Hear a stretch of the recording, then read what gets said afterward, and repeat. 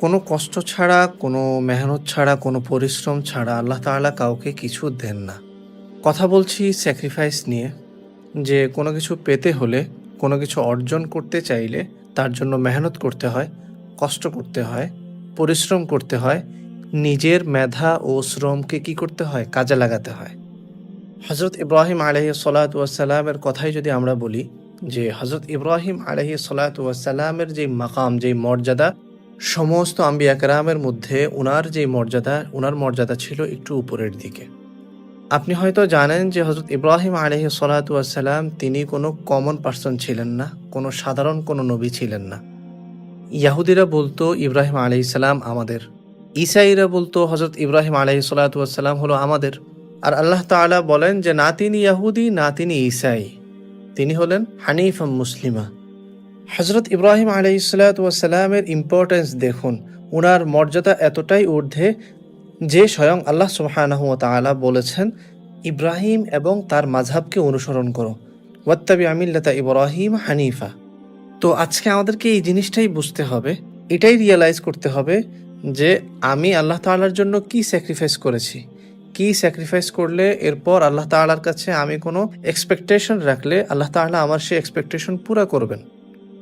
ঈমান যেহেতু এনেছেন, তার মানে আল্লাহ তাআলা আপনাকে কোনো না কোনোভাবে পরীক্ষা করবেনই।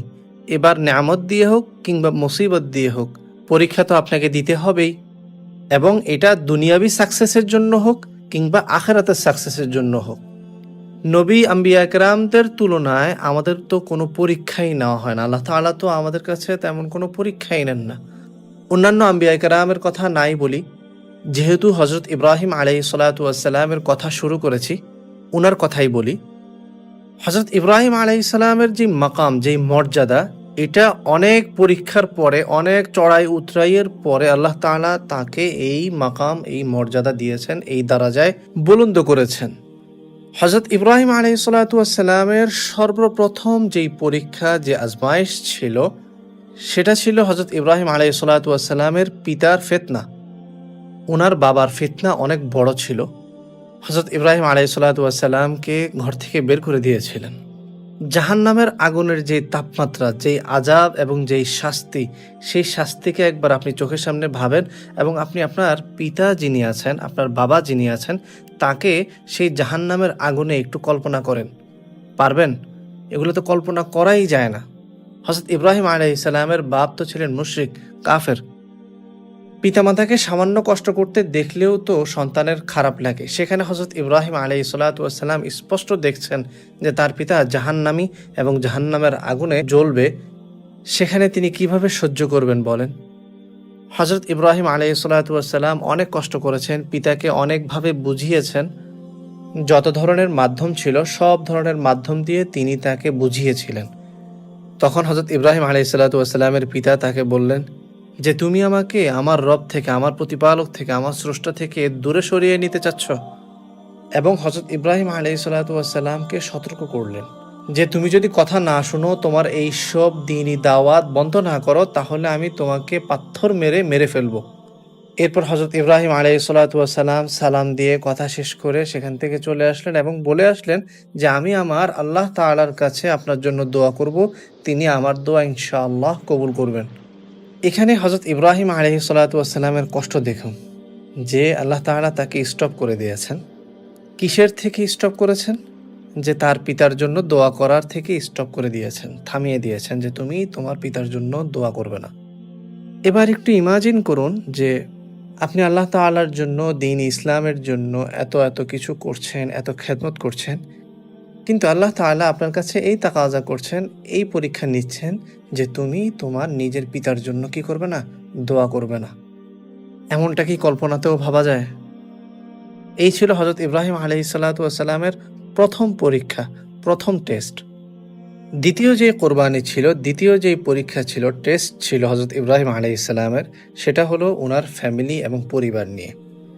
যে হযরত ইব্রাহিম আলাইহিস সালাতু ওয়াস সালামকে তার পরিবারকে কোরবান দিতে হয়েছে, তার পরিবারকে ছেড়ে চলে আসতে হয়েছে। আপনারা অনেকেই জানেন যে হযরত ইব্রাহিম আলাইহিস সালাতু ওয়াস সালাম, তার পুত্র হযরত ইসমাঈল আলাইহিস সালামের প্রতি গভীর ভালোবাসা ছিল।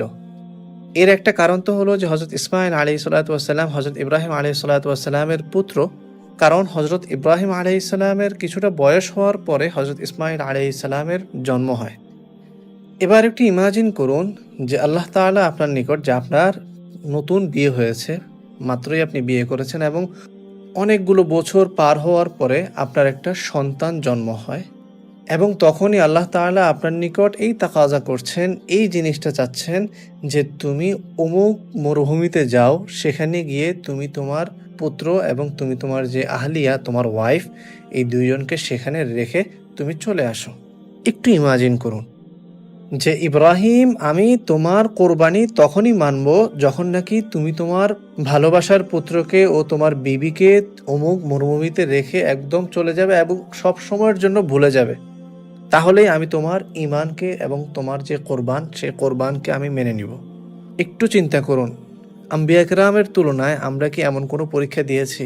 এমনটা কি নিজের পরিবারের সাথে, নিজের সন্তানের সাথে আমরা কল্পনা করতে পারি? আমরা তো এটা কল্পনাও করতে পারবো না। হযরত ইব্রাহিম আলাইহিসসালাতু ওয়াসসালাম তখন তার বিবি এবং তার পুত্র সন্তানকে নিয়ে মরুভূমিতে গেলেন এবং তাদেরকে মরুভূমির একটা একদম যেখানে কোনো মানুষ নাই, কোনো কিছুই নেই, সে এমন একটা জায়গায় নিয়ে তাদেরকে রেখে বললেন যে তোমরা এখানে থাকো। এই বলে তিনি ফেরা শুরু করলেন। তখনই হযরত ইব্রাহিম আলাইহিসসালাতু ওয়াসসালামের বিবি বলে বসলেন যে হযরত ইব্রাহিম, আপনি কোথায় যাচ্ছেন? এখানে না আছে কোনো মানুষ, না আছে কোনো কিছু এবং না আছে কোনো খাবারের জিনিসপত্র আমাদের সাথে। আর এটা তো হচ্ছে একটা মরুভূমি, এখানে তো কোনো পানিও পাওয়া যাবে না, কোনো পানিও তো নেই এখানে। বিবির এই সমস্ত কথাবার্তার পরেও হযরত ইব্রাহিম আলাইহিসসালাতু ওয়াসসালাম কি করেননি? কোনো রেসপন্ড করেননি। হযরত ইব্রাহিম আলাইহিসসালাতু ওয়াসসালাম এই ভয়ে রেসপন্ড করেননি, ফিরে তাকাননি যে তিনি যদি একবার ফিরে তাকান কিংবা এসে যদি তার বিবির কথার রেসপন্ড করেন, তার সাথে কথা বলেন, হয়তো এমন হতে পারে যে তার সাথে কথা বলার কারণে উনার মন পরিবর্তন হয়ে যেতে পারে এবং উনার দিল নরম হয়ে যেতে পারে। যে কারণে হযরত ইব্রাহিম আলাইহিসসালাতু ওয়াসসালামের বিবি বহুবার বলা সত্ত্বেও, বহুবার ডাকা সত্ত্বেও তিনি কি করেননি?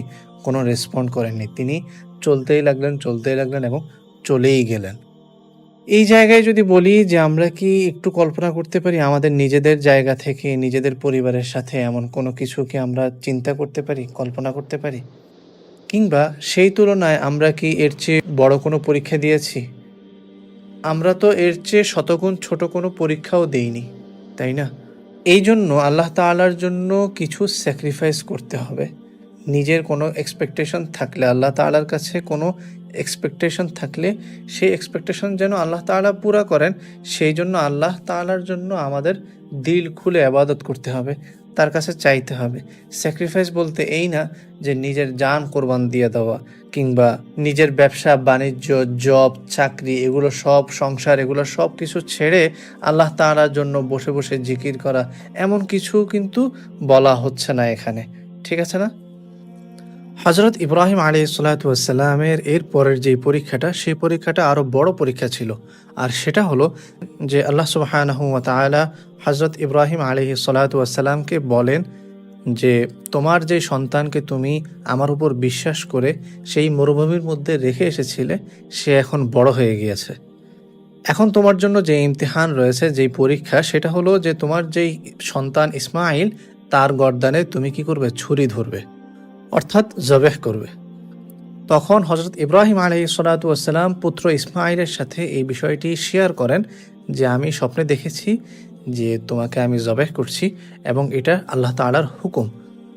পিতা ইব্রাহিম আলাইহিসসালাতু ওয়াসসালামের কথা শুনে পুত্র হযরত ইসমাঈল তখন উত্তরে বললেন যে ইয়া আবাতি ফাআল মা তু'মার, যে আব্বাজান, আপনাকে যেই হুকুম দেওয়া হয়েছে, আপনাকে দেয়া সেই হুকুম আপনি আদায় করেন। এর পরবর্তী ঘটনাগুলো আমরা সকলেই জানি। বলার উদ্দেশ্য হলো যে আমাকে আপনাকে ঈমান আনার জন্য, মুসলমান হওয়ার জন্য এবং মুসলিম হিসেবে কবুল পাওয়ার জন্য আমাদেরকে কি করতে হয় নাই? কোনো স্যাক্রিফাইস করতে হয় নাই, কোনো কষ্ট করতে হয় নাই, কোনো মিছিল মিটিং করতে হয় নাই এবং কোনো কিছুর জন্য আমাদেরকে কষ্ট করতে হয় নাই। আর আমাদের তো সৌভাগ্য যে আল্লাহ তাআলা আমাদের কাছে এই ধরনের কোনো কিছু তাকাজা করেননি, এই ধরনের কোনো পরীক্ষা আল্লাহ তাআলা আমাদের কাছ থেকে নেননি। এই জন্য আল্লাহ তাআলার কাছ থেকে কোনো এক্সপেকটেশন যদি আমাদের থাকে যে আল্লাহ তাআলার কাছ থেকে আমরা চাইলে যেন পাই, সেটার জন্য আপনাকে স্যাক্রিফাইস করতে হবে, আপনাকে কোরবান করতে হবে। হারাম রিলেশন থাকলে সেটাকে কোরবান করতে হবে। এছাড়াও ড্রাগস, স্মোকিং, মিথ্যা কথা বলা, ঘুষ খাওয়া, লুকিয়ে লুকিয়ে গুনাহ করা, তারপরে মানুষের সাথে ধোঁকাবাজি করা, কারো হক নষ্ট করা, কারো কাছ থেকে টাকা নিয়ে সেই টাকা না দেওয়া ইত্যাদি যত ধরনের গুনাহ আছে, সব ধরনের গুনাহ থেকে বেঁচে থাকতে হবে। তাহলেই আপনি আল্লাহ তাআলার কাছে চেয়ে বলতে পারবেন যে, আল্লাহ আমি তো এইসব জিনিসগুলো ছেড়ে দিয়েছি। আমি এইসব কোরবান করেছি শুধুমাত্র তোমাকে খুশি করার জন্য, তোমাকে রাজি খুশি করার জন্য। তখন আপনি আল্লাহ তাআলার কাছে কিছু চাইতে পারবেন। আর আপনি যদি চিন্তা করেন যে আপনার মনের হারাম খায়েশাতগুলো আপনি আদায় করবেন, পাশাপাশি আপনি জান্নাতও চাইবেন এবং আল্লাহ তাআলার কাছে কোনো কিছু চেয়ে সেটা পাওয়ার মানে অধীর আগ্রহে থাকবেন এবং সেটা চাইতেই থাকবেন এবং আপনার অনুযোগগুলো আপনি পেশ করবেন, এটা তো আসলে সম্ভব না, তাই না? আল্লাহ তাআলা তো এই পৃথিবীটাকে মানুষের পরীক্ষা করার জন্য সৃষ্টি করেছেন। আর এই পরীক্ষায় আমাদেরকে যেকোনোভাবে উত্তীর্ণ হতে হবে। এমন না যে আপনি বাড়ি-গাড়ি করতে পারবেন না। এমন না যে ধন সম্পদের পিছনে আপনি যেতে পারবেন না। তারপরে কাউকে ভালোবাসা যাবে না। এমন তো না। প্রত্যেকটা জিনিস আল্লাহ তাআলা বলে দিয়েছেন। আমাদেরকে সেইভাবেই চলতে হবে, সেইভাবেই আল্লাহ তাআলার কাছে চাইতে হবে। ঠিক আছে না ইনশাআল্লাহ? আল্লাহ তাআলা আমাদেরকে বুঝার তৌফিক দান করুন।